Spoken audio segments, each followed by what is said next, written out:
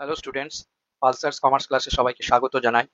আশা করি তোমাদের ক্লাস 11-এর সেকেন্ড সেমিস্টারের এক্সাম প্রত্যেকেরই খুব ভালো হয়েছে। আজকে তোমাদের সাথে আলোচনা করব West Bengal council of higher secondary এডুকেশনের সামনে যে থার্ড সেমিস্টার চালু হতে চলেছে, এই থার্ড সেমিস্টারের অ্যাকাউন্টসের সিলেবাসে কি কি আমাদের পড়তে হবে, কি কি আছে, সিলেবাসের একটা বিস্তর চেঞ্জ হয়েছে এবং নাম্বার অফ ডিস্ট্রিবিউশনেরও চেঞ্জ হয়েছে। তো সেই বিষয়ে আজকের ভিডিওতে ডিটেলস আলোচনা করব। তার সাথে আলোচনা করব কোন কোন চ্যাপ্টার থেকে কত মার্কসের কোয়েশ্চেন আসবে, কিরকম প্যাটার্নের কোয়েশ্চেন আসবে, কোন চ্যাপ্টার থেকে কতটা পড়তে হবে এবং কিভাবে মার্কস ডিস্ট্রিবিউশন আছে সেই সমস্ত, এবং পাস এবং ফেল, কত নম্বর পেলে পাস, কত নম্বর পেলে ফেল, সেই সমস্ত বিষয় আজকে ডিটেলস আলোচনা করব।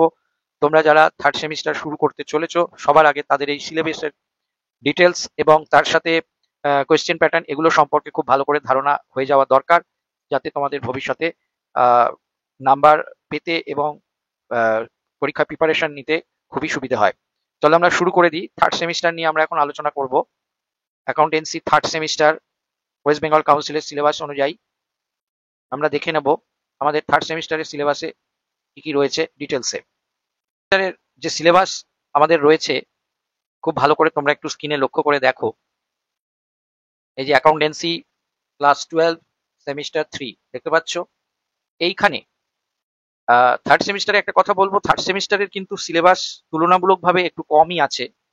তার তুলনায় কিন্তু ফোর্থ সেমিস্টারের সিলেবাস অনেকটাই বেশি। তাই আমি স্টুডেন্টদের বলবো, অ্যাডভাইস করব যে যারা থার্ড সেমিস্টার এখন পড়তে শুরু করছো, থার্ড সেমিস্টারটা কমপ্লিট করে নেওয়ার পর পারলে একটা দুটো চ্যাপ্টার ফোর্থ সেমিস্টার থেকেও করে রেখো। বিশেষ করে পার্টনারশিপের ফোর্থ সেমিস্টারে অনেকগুলোই চ্যাপ্টার আছে পার্টনারশিপের এবং কোম্পানির। তো সেইগুলো একটু আগে থেকে প্র্যাকটিস না করলে ফোর্থ সেমিস্টারে কিন্তু একটু চাপের হয়ে যাবে। টাইমটা কম, সিলেবাসটা কিন্তু তুলনামূলকভাবে ফোর্থ সেমিস্টারে একটু বেশি রয়েছে। আচ্ছা, দেখে নেওয়া যাক থার্ড সেমিস্টারে আমাদের কি কি পড়তে হবে। থার্ড সেমিস্টারে পুরোটাই এমসিকিউ পেপার, সমস্ত কোয়েশ্চেনের জন্যই 1 নম্বর করে থাকবে। যেমন তোমরা সেম 1 এক্সাম দিয়েছিলে, ম্যাচিং থাকবে, ফিলিং দ্য গ্যাপস থাকবে, অ্যাসার্টেন রিজনিং থাকবে, হ্যাঁ, এবং সিকোয়েন্স থাকবে। এই সমস্ত নিয়েই কিন্তু সেম 1 এর মতনই থার্ড সেমিস্টারও তোমাদের পরীক্ষা হবে। এই ধরনের কোয়েশ্চেন থাকবে, 40টা এমসিকিউ 1 মার্কস করে থাকবে। এখন দেখে নেওয়া যাক কোন চ্যাপ্টারের উপর কত নাম্বার আছে। যেমন ইউনিট 1 যেটাকে বলে অ্যাকাউন্টিং ফর পার্টনারশিপ ফার্ম 1, এটা হচ্ছে তোমাদের ফার্স্ট চ্যাপ্টার পার্টনারশিপের। এটাতে অ্যালটেড মার্কস থাকছে 15 মার্কস, এর উপরে 15 মার্কস থাকবে।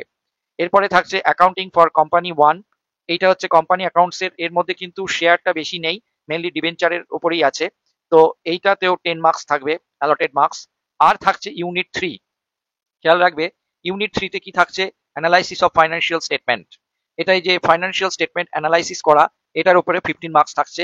আর এখানে একটা অর আছে, কেউ যদি অ্যানালাইসিস অফ ফাইন্যান্সিয়াল স্টেটমেন্ট না করে তার পরিবর্তে সে কিন্তু কম্পিউটারাইজড অ্যাকাউন্টিংও করতে পারে। কম্পিউটারাইজড অ্যাকাউন্টিং এর উপরেও, এইটার পরিবর্তে কম্পিউটারাইজড অ্যাকাউন্টিং এর উপরেও 15 মার্কস আছে। কিন্তু কম্পিউটারাইজড অ্যাকাউন্টিং খুব একটা কেউ করে না, কেননা এখানে বই পাওয়া একটু মুশকিল হয়। তাই জন্য প্রত্যেকেই ওই অ্যানালাইসিস অফ ফাইন্যান্সিয়াল স্টেটমেন্ট এই পার্টটাকেই সবাই ফলো করে। এইভাবে 15, 10 আর 15, এইভাবে 40 মার্কস তোমাদের টোটাল রয়েছে। এবার দেখে নেওয়া যাক কিরকম ভাবে তোমাদের কোয়েশ্চেন প্যাটার্ন আসবে।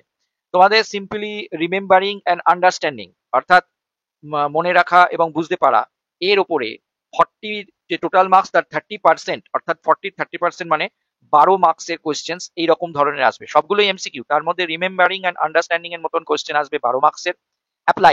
অ্যাপ্লাইং মানে হচ্ছে তোমাকে ছোট ছোট অঙ্ক বা ছোট ছোট বিষয় দেওয়া হবে, যেগুলোকে বুঝে বা যেগুলোকে রুলস ফলো করে তোমাকে এগুলোর উত্তর দিতে হবে। এর উপর 20 মার্কস থাকবে। এটা হচ্ছে 40 50%, টোটাল মার্কস যে 40 তার 50%, অর্থাৎ 20 মার্কস এই ধরনের 20টা এরকম কোয়েশ্চেন থাকবে। এরপরে রয়েছে analysing, evaluating and critical understanding, মানে এটা একটু হার্ড টাইপের কোয়েশ্চেন থাকবে। এখানে তোমাকে ক্রিটিক্যালি আন্ডারস্ট্যান্ডিং করতে হবে বা কোনো কিছু ইভ্যালুয়েট, মূল্যায়ন করে বা অ্যানালাইসিস করে উত্তর দিতে হবে। এরকম 8খানা কোয়েশ্চেন থাকবে 8 মার্কসের, অর্থাৎ 40 যে টোটাল মার্কস তার 20%, 8 মার্কসের এরকম কোয়েশ্চেন থাকবে। এবার দেখে নেওয়া যাক কোন থেকে কত নম্বরের কোয়েশ্চেন্স এর ওয়েটেজ কি থাকছে। ফার্স্ট চ্যাপ্টার যে পার্টনারশিপ, সেটার উপরে টোটাল মার্কস 15 নম্বর থাকছে। 15টা 1 নম্বরের এমসিকিউ থাকবে, 15 ইন্টু 1, 15 মার্কসের। এরপরে অ্যাকাউন্টিং ফর কোম্পানি, এই যে এটা ইউনিট 2, এর উপর 10টা কোয়েশ্চেন থাকবে, 10 মার্কসের এমসিকিউ থাকবে, 10টা এমসিকিউ 1 নম্বর করে, 10 1 যা 10, অর্থাৎ 10টা এমসিকিউ থাকবে। এরপরে রয়েছে অ্যানালাইজিং অফ ফাইন্যান্সিয়াল স্টেটমেন্ট, এইটার উপরে 15 মার্কসের কোয়েশ্চেন্স থাকবে, 15টা এমসিকিউ, 1 নম্বর করে 15 × 1 15 মার্কসের থাকবে। এইভাবে তোমাদের 40 মার্কসের কোয়েশ্চেন আসবে, 15 10 15। এইবার একটা কথা তোমাদের বলবো, খুব ভালো করে মনোযোগ দিয়ে শোনো তোমরা। অনেকে ভাবতে পারো যে এই থার্ড সেমিস্টারটা তো কমপ্লিটলি এমসিকিউ, তো থার্ড সেমিস্টারে কোনো অঙ্ক করার দরকারই পড়বে না। অ্যাকাউন্টস এর কোনো অঙ্ক না করেই থার্ড সেমিস্টারটা শুধুমাত্র থিওরি পড়েই পাস করা যাবে, এই চিন্তাটা কিন্তু সম্পূর্ণই ভুল। আবার বলছি, থার্ড সেমিস্টারেও কিন্তু অনেক অঙ্ক থাকবে এবং অনেক অঙ্ক দেওয়া হবে, ছোট ছোট অঙ্ক থাকবে। আর একটা জানো, এই কোয়েশ্চেন্সটা বোর্ড থেকে করবে, কোনো স্কুলের টিচার, স্কুল কিন্তু এই কোয়েশ্চেন্স করবে না। এবং এই পরীক্ষা বাইরে গিয়ে তোমাদের স্কুলের বাইরে অন্য জায়গায় সিট পড়বে, যেমন এইচএস এর সিট পড়ে, সেই অন্য জায়গায় গিয়ে তোমাদের কিন্তু এই পরীক্ষা দিতে হবে। এবং পরীক্ষার কোয়েশ্চেন্স বোর্ড থেকে আসবে, এবং পরীক্ষার খাতাও কিন্তু বোর্ডের টিচাররাই দেখবেন, স্কুলের টিচাররা কিন্তু নিজের খাতা, নিজের স্কুলের খাতা দেখতে পারবেন না। তো সেক্ষেত্রে কিরম ধরনের কোয়েশ্চেন আসবে সেটা একটা খুব বড় ফ্যাক্টর। অনেকের মনে ধারণা আছে যে ফার্স্ট সেমিস্টারে আমরা যেমন এমসিকিউ শুধুমাত্র থিওরি পড়ে পাস করে গেছি, আমাদের সেভাবে অঙ্কের উপরে কোনো জোর দিতে লাগেনি, বা অঙ্ক না করেও আমরা খুব ভালো নম্বর পেয়ে গেছি। সেটি কিন্তু থার্ড সেমিস্টারের ক্ষেত্রে একবারেই সম্ভব নয়। থার্ড সেমিস্টারে যে সমস্ত চ্যাপ্টার্স রয়েছে এবং যেখানে টপিকস যেগুলো রয়েছে, এই টপিকসগুলো আমি এখন ডিটেলসে আলোচনা করব। ইউনিট 1, যেটা হচ্ছে অ্যাকাউন্টিং ফর পার্টনারশিপ ফার্ম 1, এইখানে যে যে কন্টেন্ট গুলো আছে, যে যে বিষয়গুলো আছে, সেই বিষয়গুলো কিন্তু মধ্যে অনেক ধরনের অঙ্কের কনসেপ্ট আছে এবং অঙ্কের অ্যাপ্রোচ আছে। সুতরাং পার্টনারশিপ ফার্মের অঙ্ক তোমাদের অবশ্যই করতে হবে, কিন্তু পুরোটা অঙ্ক নয়, অঙ্কের সঙ্গে থিওরি করতে হবে। এখন প্রশ্ন হলো যে এমসিকিউ এর মধ্যে অঙ্ক দেবে কি করে? একটা অঙ্ক করতে তো 4 মার্কস, 5 মার্কস বা 10 মার্কস বা 6 মার্কস এরকম লাগে, তাহলে অঙ্কের কোয়েশ্চেন দেবে কি করে?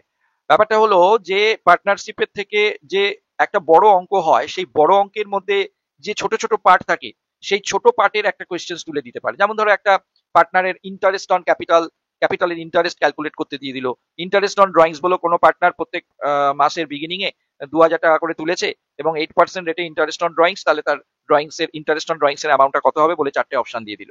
ঠিক আছে? তো এইরকম ভাবে ছোট ছোট অঙ্ক আসবে, এই অঙ্কগুলো কিন্তু তোমাদের অবশ্যই শিখতে হবে।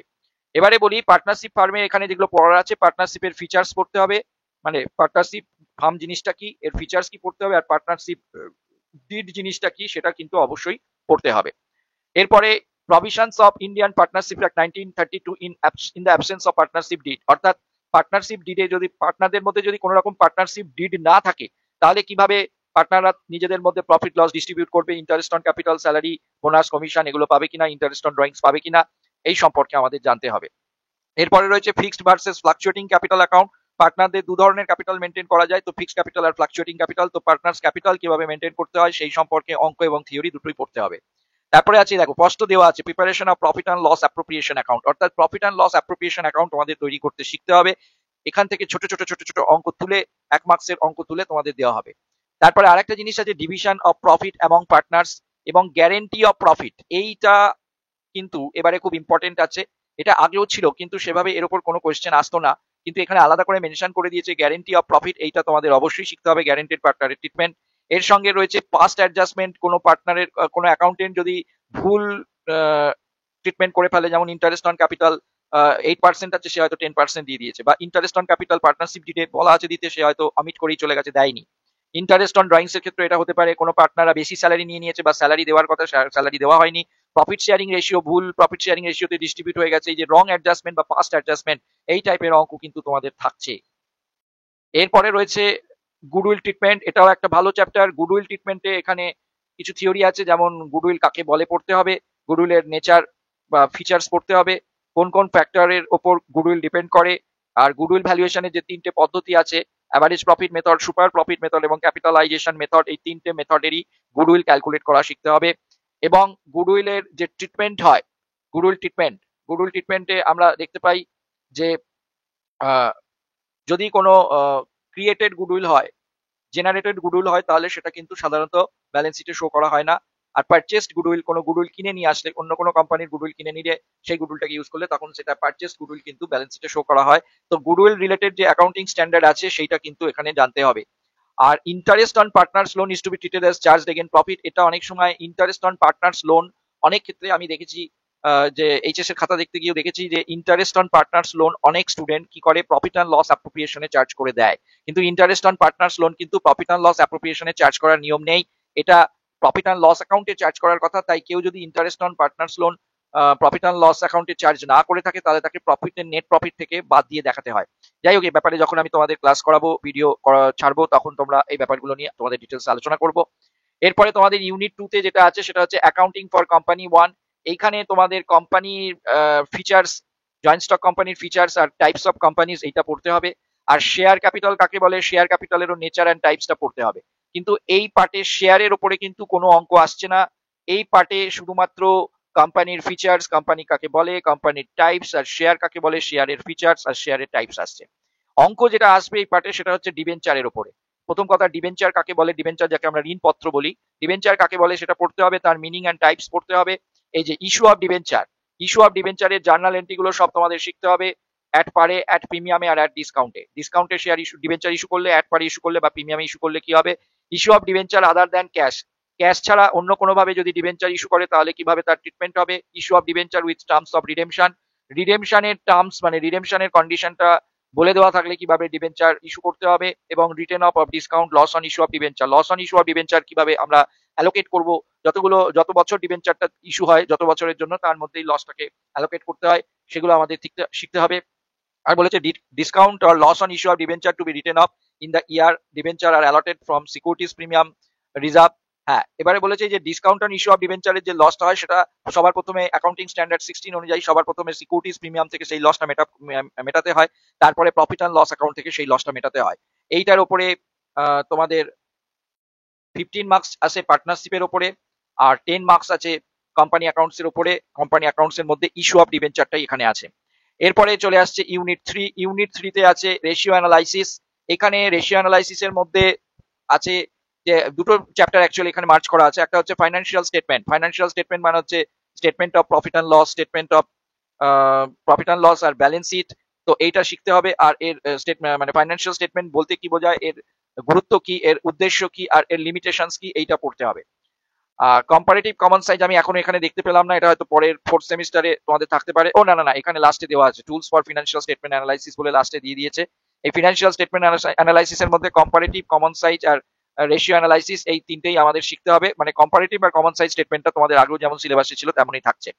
আর রেশিও অ্যানালাইসিস যে চ্যাপ্টারটা আছে, এই রেশিও অ্যানালাইসিসের চ্যাপ্টারটায় অনেকগুলো রেশিও শিখতে হয়। সবার আগে রেশিও অ্যানালাইসিসের মিনিং পড়তে হবে, অবজেক্ট পড়তে হবে, অ্যাডভান্টেজ পড়তে হবে, ক্লাসিফিকেশন এন্ড কম্পিউটেশন, কিভাবে রেশিও অ্যানালাইসিসকে বিভিন্ন ভাগে ভাগ করা হয়, এই ভাগগুলো দিয়ে দিয়েছে, যেমন liquidity ratio, solvency ratio, activity ratio, profitability ratio. এই রেশিও গুলো কোনটাকে কোন রেশিওর মধ্যে পড়ে এবং এর স্ট্যান্ডার্ড রেশিও কি আছে এবং এই রেশিও গুলো কি করে ক্যালকুলেট করতে হয় সেটা আমাদের শিখতে হবে। এই রেশিওর উপরে ছোট ছোট অঙ্ক থাকবে, যেমন কারেন্ট রেশিও এবং কুইক রেশিও, এই দুটো লিকুইড রেশিওর মধ্যে রয়েছে। লিকুইড রেশিওর মধ্যে এই দুটোই শিখতে হবে, আরো অনেক রেশিও হয় সেগুলো তোমাদের সিলেবাসে নেই। সলভেন্সি রেশিওর মধ্যে আমাদের কি কি শিখতে হবে না, ডেট টু ইকুইটি রেশিও শিখতে হবে, টোটাল অ্যাসেট টু ডেপ্ট রেশিও। রেশিও গুলো কিছু না, জাস্ট কিছু ফর্মুলা থাকে, সেই ফর্মুলায় বসালেই রেশিও গুলো বেরিয়ে যায়। প্রপাইটরি রেশিও শিখতে হবে, ইন্টারেস্ট কভারেজ রেশিও শিখতে হবে, debt to capital employed ratio শিখতে হবে। আর অ্যাক্টিভিটি রেশিওর মধ্যে inventory turnover ratio, trade receivables turnover ratio, trade receivable turnover ratio, trade payables turnover ratio, fixed asset turnover ratio, net asset turnover ratio আর working capital turnover ratio. Turnover ratio গুলোর মধ্যে এই কটা শিখতে হবে। আর প্রফিটেবিলিটি রেশিওর মধ্যে প্রফিটের কন্ডিশন কি বোঝার জন্য গ্রস প্রফিট রেশিও শিখতে হবে, অপারেটিং রেশিও শিখতে হবে, অপারেটিং প্রফিট রেশিও শিখতে হবে, নেট প্রফিট রেশিও আর রিটার্ন অন ইনভেস্টমেন্ট, এইগুলোই এখানে শিখতে হবে। আর কম্পিউটারাইজড অ্যাকাউন্টিং তো তোমাদের বললাম, সাধারণত কম্পিউটারাইজড অ্যাকাউন্টিং কেউ খুব একটা অ্যাপ্লাই করে না। এই আমাদের ফিনান্সিয়াল স্টেটমেন্ট এই পার্টটাকেই সবাই অ্যাপ্লাই করে। এই কম্পিউটারাইজড অ্যাকাউন্টিংটা এর সাথে অরে রয়েছে। তো এখান থেকে তোমাদের অ্যালটেড মার্কস হচ্ছে 15। তো এইভাবে আমাদের ক্লাস 12 এর থার্ড সেমিস্টার হবে, এবং এই থার্ড সেমিস্টার তুলনামূলকভাবে সিলেবাসটা একটু কম আছে, আমি কথাটা আগেও বললাম। কিন্তু আমি সবাইকে অ্যাডভাইস করবো থার্ড সেমিস্টার পড়তে পড়তেও তোমরা কিন্তু ফোর্থ সেমিস্টারটা কিছুটা কভার করে রাখবে, কারণ ফোর্থ সেমিস্টারটা কিন্তু বিশাল চাপের হয়ে যাবে। ফোর্থ সেমিস্টারের অনেক বড় সিলেবাস আছে এবং ফোর্থ সেমিস্টারে তোমাদের প্রজেক্ট থাকবে। আচ্ছা, পাস ফেলের কথাটা একটু বলে দিই। তোমাদের থার্ড সেমিস্টার আর ফোর্থ সেমিস্টারে আগের মতনই নিয়ম আছে। আগের বছরে যেমন নিয়ম ছিল, ফার্স্ট সেমিস্টার আর সেকেন্ড সেমিস্টার দুটো মিলিয়ে কেউ যদি 80-তে 30% অর্থাৎ 24 মার্কস পায় তাহলে সে পাস করে যাবে। এক্ষেত্রেও একই নিয়ম।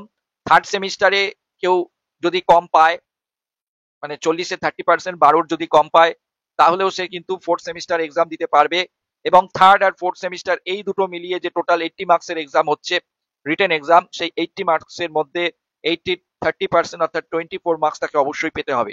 কোনো স্টুডেন্টস যদি থার্ড আর ফোর্থ সেমিস্টার মিলিয়ে যদি 24 মার্কসের কম রিটেনে পায়, অথবা প্রজেক্ট যে তোমাদের এখানে আছে, প্রজেক্ট এবং ভাইবা 20 মার্কস, সেই 20 মার্কসের যদি কেউ 30% অর্থাৎ সিক্স নাম্বারের কম পায় প্রজেক্টে, তাহলে কিন্তু সে ফেল হয়ে যাবে, তাকে কিন্তু আবার থার্ড সেমিস্টার ফোর্থ সেমিস্টার পড়তে হতে পারে। আর এই পরীক্ষাগুলোতে বোর্ড থেকে পরীক্ষা হবে, বোর্ড থেকেই কোয়েশ্চেন করবে এবং বোর্ডের টিচাররাই খাতা দেখবেন এবং বাইরে স্কুলে গিয়ে তোমাদের পরীক্ষা দিতে হবে।